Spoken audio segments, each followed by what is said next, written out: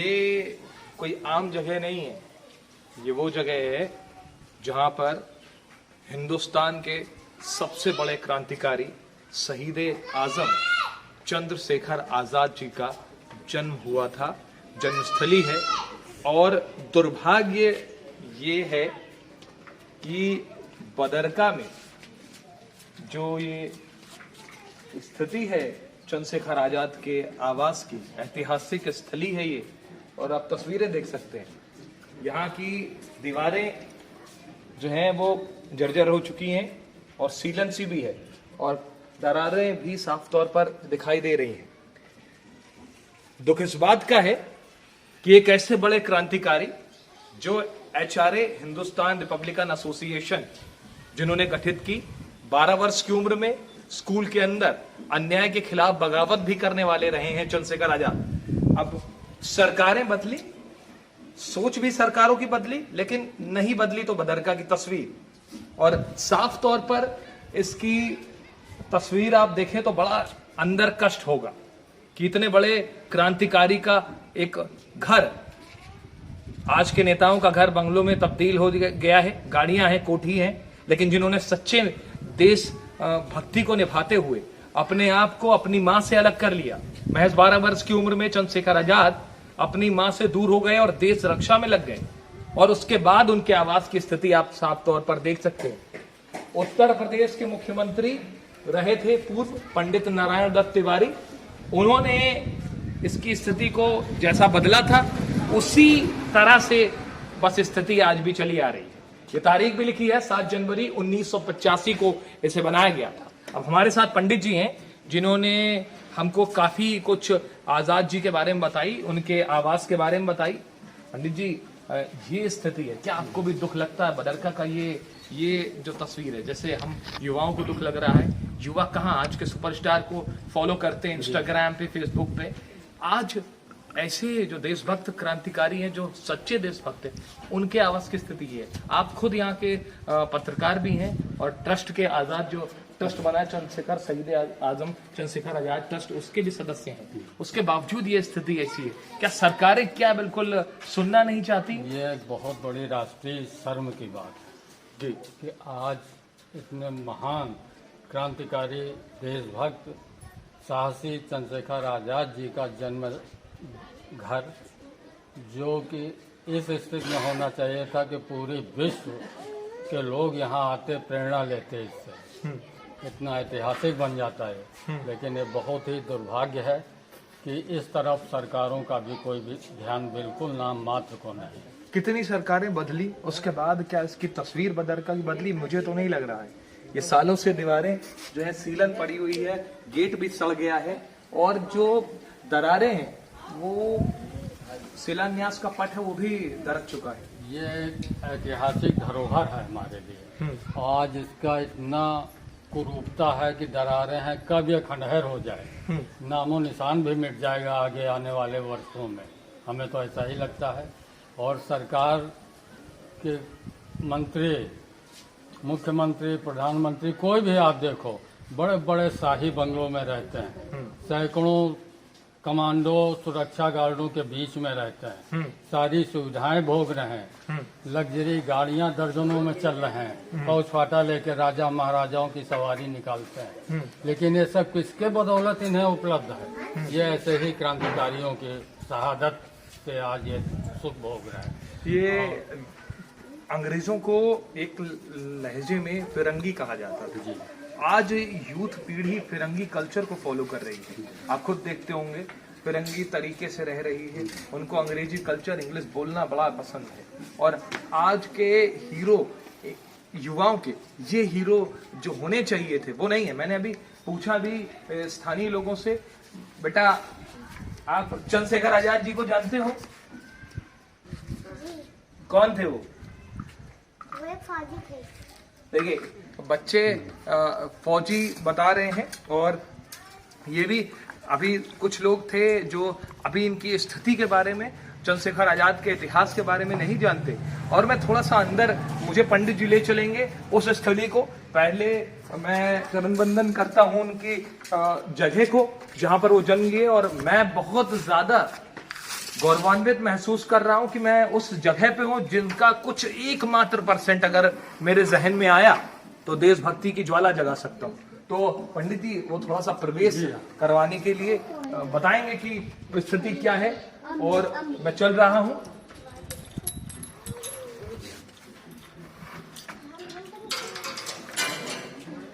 यहाँ पर ताला डला हुआ था और अब दाखिल हो रहा हूं मैं।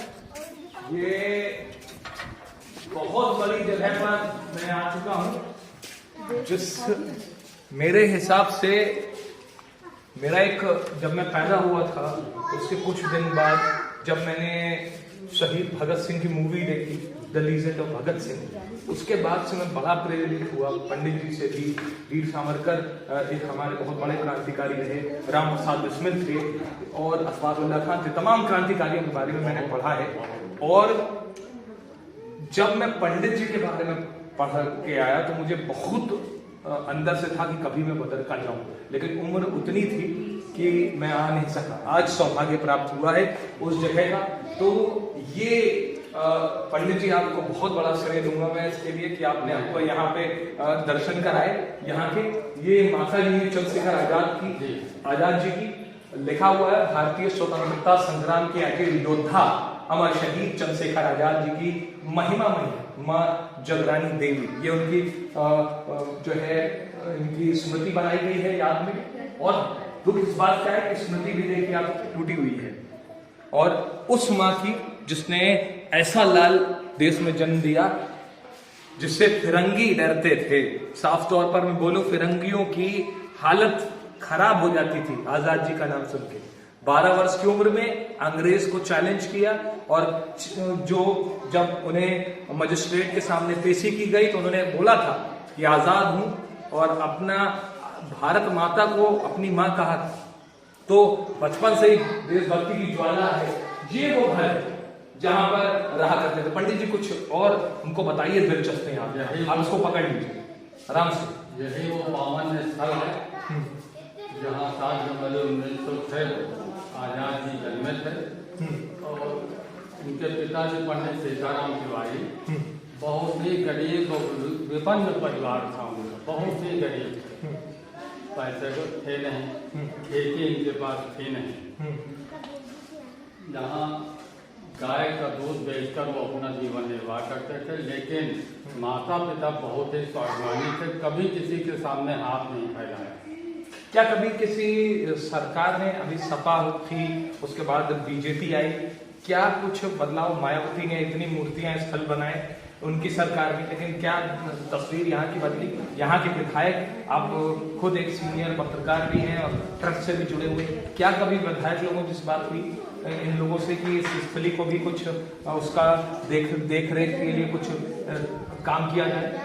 यहाँ उत्तर प्रदेश हो या भारत सरकार, सरकारें आती जाती रहती, बदलते रहती, और ये अब तो देश और प्रदेश का बहुत ही दुर्भाग्य है कि ये सारी सरकारें जातिवाद पे आधारित है जी, धर्मवाद पे आधारित जी, और अर्थवाद पे आधारित। तो इन लोगों के हम तो यही देख रहे हैं, आप सब भी यही देख रहे हैं, पूरा देश जान रहा है कि इन सरकारों के, आती जाती सरकारों के महापुरुष अलग अलग हैं। अच्छा, सपा के अलग मिलेंगे, बसपा आएगी तो उसके महापुरुष अलग हैं, बीजेपी आएगी उसके महापुरुष अलग हैं, क्योंकि उन महापुरुषों से ये अपना वोट बैंक बढ़ाते हैं। आजाद जी के पास ऐसा कुछ नहीं था, वो देश के लिए जिए, देश के लिए मरे, ब्राह्मण थे, और इसलिए आज ये दुर्गति, बदहाली, दयनीय हालत है। मैं थोड़ा सा पंडित जी आप भी साथ चलिए और मैं यहाँ पर दिखाऊंगा कि क्या आपको कुछ आपके पिताजी या फिर कोई आपके बड़े सीनियर बताते थे कि कहाँ कहाँ क्या होता था, किधर खाना बनता था या कुछ ऐसा?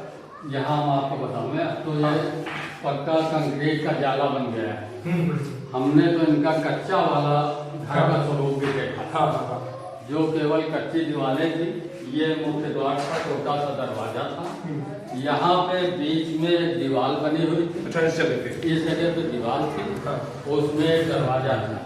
ये छोटी सी कोठरी इस तरफ थी और ये खुला स्थान था जिसमें शायद पानी वगैरह रखते थे, जहाँ बर्तन धोए जाते थे, नहाने का भी स्थान था वो एक कोठरी मात्र थी कच्ची।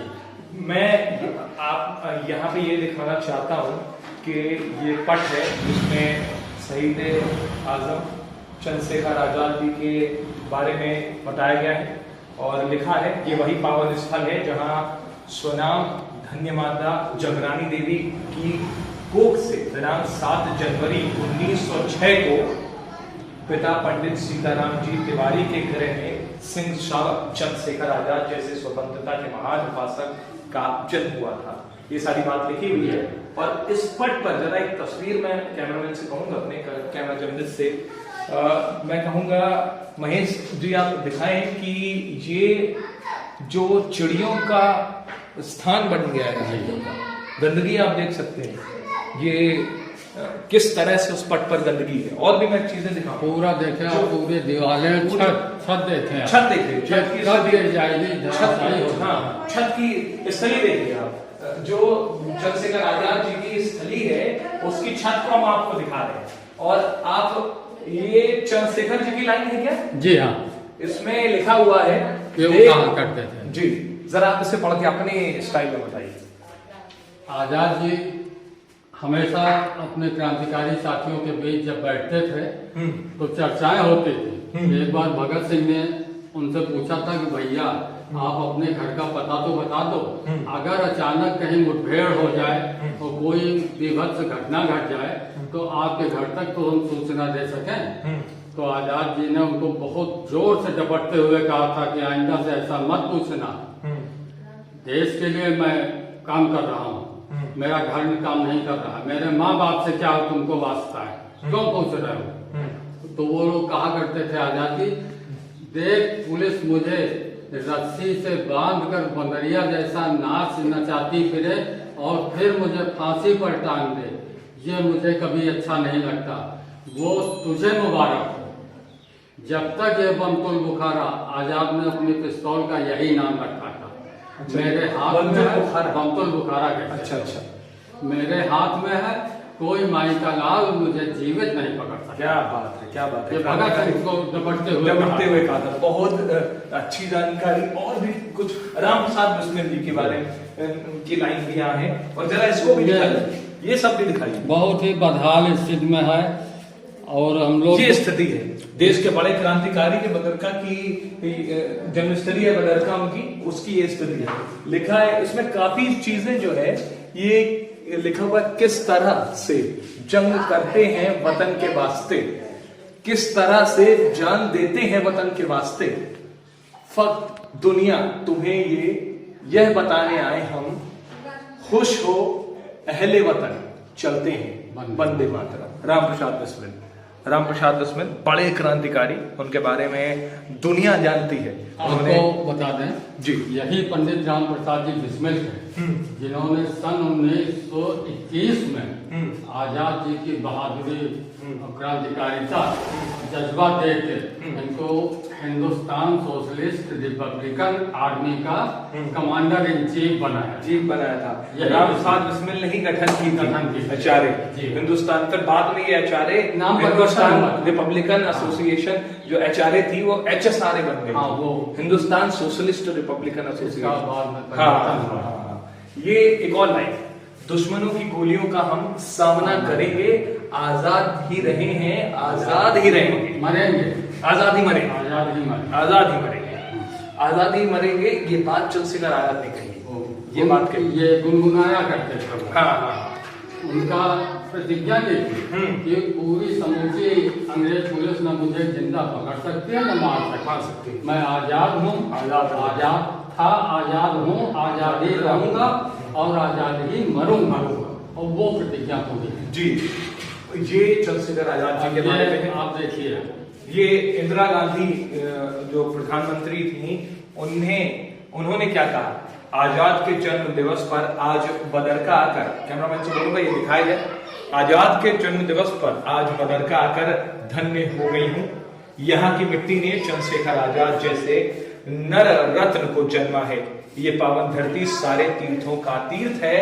यहाँ की मिट्टी को मैं राष्ट्रवासियों की ओर से नमन करती हूँ, इंदिरा गांधी ने कहा है। और इस बात को आप साफ तौर पर देख सकते हैं कि ये राष्ट्र की ऐसी जन्मस्थली है जहां पर स्थिति जर्जर है, दीवारें टूटी हैं, मूर्ति मां की वो टूट गई है, और यहाँ पर कबूतर गंदगी फैलाए हुए हैं। ये स्थिति है, कोई साफ सफाई तक नहीं है।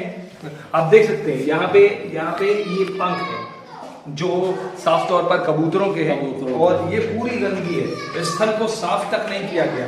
दुर्भाग्य है, दुख होता है कि बड़े बड़े नेताओं के बंगले भ्रष्टाचार के दम पर ऊंचाइयों पर पहुंच रहे हैं, जो देशभक्त रहे हैं, जिन्होंने देश की एक एक पाई की कीमत समझी। और मैंने पंडित जी से बात की थी तो उन्होंने बताया कि आजाद जी झांसी से पैदल चले थे और कानपुर आए थे। उस दिन वो 3 दिन का सफर तय करके आए थे और मात्र 2 आने उन्होंने अपने खाने पर खर्च किया। उन्होंने पूरी सब्जी के लिए भी इनकार कर दिया, बोला इतना पैसा मैं सरकार का वेस्ट नहीं कर सकता, 2 आने में जो खाना हो वो खा लो। टीम को उन्होंने बोला था, तब चने और कुछ लैया चना गुड़ ये खाया। मतलब आप समझ सकते हो, एक एक पाई की अहमियत रखते थे, लेकिन आज उनके आवाज की स्थिति क्या है वो बहुत दुखदाई है। ये लाइन नारायण दत्त तिवारी जब वो उद्योग मंत्री थे भारत सरकार के, तब उन्होंने ये कही थी, बदरका की धरती वह पुण्य भूमि है जिसकी बराबरी हम काबा काशी में भी नहीं कर सकते। यहाँ तो गरीबी में लिपटे चंद्रशेखर आजाद ने जन्म लेकर सारे मुल्क को नहीं, दुनिया के परतंत्र देशों को स्वतंत्रता हित बलिदान का रास्ता दिखाया। ये बातें यहाँ प्रत्येक वर्ष 8 जनवरी को उनके जन्मदिन समारोह पे मंत्री, प्रधानमंत्री, मुख्यमंत्री आते रहते हैं, सांसद, विधायक, हर राजनीतिक दल के लोग एक मंच पे बैठते हैं, तो बड़े बड़े वादे और आश्वासन दे जाते हैं कि बदरका को बिल्कुल ऐसा बनाएंगे कि पूरा विश्व प्रेरणा ग्रहण करे। अरे ये स्थिति जो मैंने देखी है सर, वो स्थिति देखकर तो हमें ये लगता है सिर्फ कागजी बातें हैं और इनके अलावा कुछ भी नहीं किया जाता है। वादे हैं, कभी पूरे नहीं हुए। सबसे बड़ा दुर्भाग्य यहाँ का ये है कि यहाँ के बच्चे चंद्रशेखर आजाद के बारे में वो चीज नहीं जानते, वो बात नहीं जानते जो देशभक्ति की अलग जगह है। वो कहां से पैदा होंगे 12 वर्ष के चंद्रशेखर आजाद, भगत सिंह, अशफाकुल्लाह खां, जो देश के लिए अपनी जान की परवाह ही नहीं करते थे। उन्होंने तो ये तक कह दिया था भगत सिंह ने कि मैं अपनी जान का, अपने मौत का खौफ सरयू नदी में बहा के चलाया, ये बात कही थी। मतलब उनको मौत का डर था ही नहीं, खौफ था ही नहीं, उनको बस इस बात का फख्र था कि मैं जो भी कर रहा हूँ मातृभूमि के लिए कर रहा हूँ। भगत सिंह जी बहुत ही धनाढ्य परिवार के, हाँ, और ये उच्च शिक्षा प्राप्त की थी इन्होंने, लेकिन घर जब आए तो इनकी शादी होने की बात चल रही थी। हाँ, तो शादी गुलाम था, अत्याचार हो रहे थे, भाग गए थे घर छोड़, ये घर छोड़ के सीधे कानपुर आए थे। अच्छा, हाँ, बिना बताए हुए घर चुपचाप भाग के आ गए और यहाँ गणेश शंकर विद्यार्थी जी से संपर्क हुआ, उनके यहाँ रुके। गणेश शंकर विद्यार्थी जी एक समाचार पत्र दैनिक प्रताप चलाता, प्रताप प्रेस था। कई बार अंग्रेजों ने उसे बंद कराया, सरकारों ने गिरफ्तार। कहा यह जाता है कि उनका जो प्रताप प्रेस था एक बार आग भी लगी थी, लेकिन उसके बाद उन्होंने चस्पे पे न्यूज लगाई। आग लगी नहीं थी, आग लगवाई गई थी। अच्छा अच्छा, यहाँ कानपुर के अंग्रेज प्रशासन ने आग लगवाई थी। अच्छा, कि अखबार छपना बंद हो जाए। अच्छा, बहुत प्रताड़ित करते थे उनको। हाँ, लेकिन वो क्रांतिकारी विचारों के थे और बड़ा योगदान था उनका। क्रांतिकारी लोग उनके घर पे रुकते भी थे गुप्त रूप से। तो भगत सिंह जी भी वहीं आए हुए थे। तो ये सारी चीजें, कई दिन जब वहाँ रहे तो उन्होंने इच्छा जाहिर की थी कि हमें आजाद जी से मिलना है। आजाद जी से मिलना साधारण बात नहीं थी, उसमें बहुत जांच परख होती थी। भगत सिंह की भी कई परीक्षाएं ली थी साथियों ने उनके, और फिर एक दिन आजाद जी से मुलाकात वहीं हुई कानपुर में। आजाद जी ने भी इनसे पूरा बातचीत की, वार्तालाप, क्यों आए हो यहाँ, घर छोड़ के क्यों आए हो, क्या चाहते हो, क्या करने आए हो। भगत सिंह ने भी अपने विचारों से उन्हें अवगत कराया और बताया कि मैं केवल अब आपके साथ चाहता हूँ और देश को आजाद कराना, अंग्रेजों को यहाँ से भगाना है। तो आजाद जी ने भी अंतिम परीक्षा ली थी, जिसमें उन्होंने खून एक बड़ी सी मोटी मोमबत्ती जलवाई हाँ और उसमें बोले कि इस पे लौ पे हाथ रखो अपना, हाँ हाँ अगर हाथ हट गया तो तुम बाहर चले जाओगे। हाँ भगत सिंह पूरी दृढ़ता के साथ लौ के ऊपर हाथ रख दिया, लौ की गदोरी जलने लगी, खून मांस का टुकड़ा गिरने लगा। तब आजाद जी ने उनको कंधा पकड़ के हटाया कि ठीक है आज से तुम मेरे साथ हो। और हमेशा भगत सिंह और आजाद जी की जोड़ी इतिहास हमेशा आज तक ऐतिहासिक बनी हुई है। बहुत जबरदस्त। ये वही समझिए आप कि जैसे राम प्रसाद बिस्मिल जी और अशफाकुल्लाह खान की दोस्ती थी। बिल्कुल सही कहा। अब पंडित जी के साथ मैंने वो जन्मस्थली अब तो नहीं दिखाई पड़ता है। आप बचपन में रहे होंगे तो आप देखा होगा कि जितने भी ट्रक चलते थे हिंदुस्तान में, सबके खिड़कियों में एक तरफ आजाद जी भगत सिंह का चित्र जरूर लगा रहता था। सही है। तो हम तो समझते हैं आज की इन सरकारों से वो ट्रक ड्राइवर बहुत ही सौभाग्यशाली थे, जो आजाद जी भगत सिंह को हमेशा अपने साथ रखते थे। अच्छा, आजाद जी के स्कूल की तरफ भी चलूंगा, वो भी जानूंगा। इन्होंने पंडित जी ने दिखाया कि क्या स्थिति है घर की। ये देखिए टूटे फर्श है सब, इसकी दरक रहा है। बड़ी बड़ी वादे, बड़ी बड़ी चीजें कही गई, लेकिन कुछ तस्वीर सामने हम दिखा रहे हैं। ये देखिए टूटी हुई जगह, सारी दीवारें जो है वो दरक चुकी हैं। और सबसे बड़ी बात ये है कि जिसमें कि माँ की स्मृति रखी हुई है आजाद जी की, वो स्मृति भी, इसके फर्श भी, आधार स्तंभ पत्थर, आधार स्तंभ जो पत्थर है वो भी दरक गया है। दुर्भाग्य होता है, गंदगी तस्वीर में भी है, कोई साफ करने वाली नीतियां यहाँ नजर ही नहीं आती है। सरकार की ओर से कोई व्यवस्था नहीं है। दुख होता है। कर्मचारी रख दें, इनके घरों बंगलों में दर्जनों सफाई कर्मी होंगे, नौकरों की फौज होगी, लेकिन एक कर्मचारी यहाँ की नहीं। बातें लंबी चौड़ी मंचों से करते हैं शहीदों के नाम पर, और उससे अपना स्वार्थ सिद्ध करते हैं, ताली बजवाते हैं, माला पहनते हैं, और जो वादे करते हैं केवल मंचीय वादे। तो जैसे ही गाड़ी में जाने के लिए बैठे सारे वादे भूल गए, स्थिति भी भूल गए, बदर का वही स्थिति बनी हुई है, आज भी वैसे ही है जैसे पहले। Subscribe now and press the bell icon. Never miss an update.